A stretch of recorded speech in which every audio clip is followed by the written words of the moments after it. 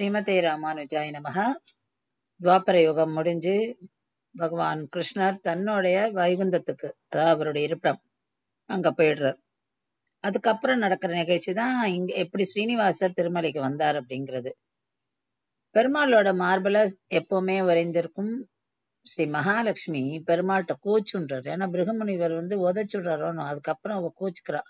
கோச்சுண்டு அவ பெருமாள் விட்டுட்டு போயிடுறா. பெருமாளுக்கு தாயாரோட பிரிவு ரொம்ப வருத்தத்தை கொடுக்கறது. அவர் வாடி போறார். இவர் வாடுறத பார்த்து ரொம்ப கஷ்டப்படுறா பிரம்மாவும் சிவனும். பெருமாள் என்ன பண்றாருன்னா, ஒரு மனித உருவம் எடுத்துட்டு வேங்கடமலைக்கு வந்துடுறார். இப்ப நம்ம சொல்றோமே திருமலைன்னு, அந்த இடத்துக்கு வர்றார்.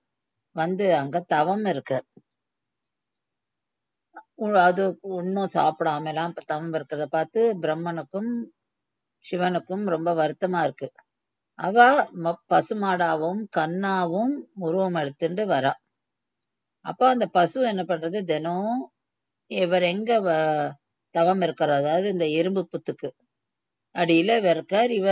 மாடு எறும்பு புத்து மேல நின்னுண்டு தினம் அவருக்கு பால் சுரந்துட்டு போகும்.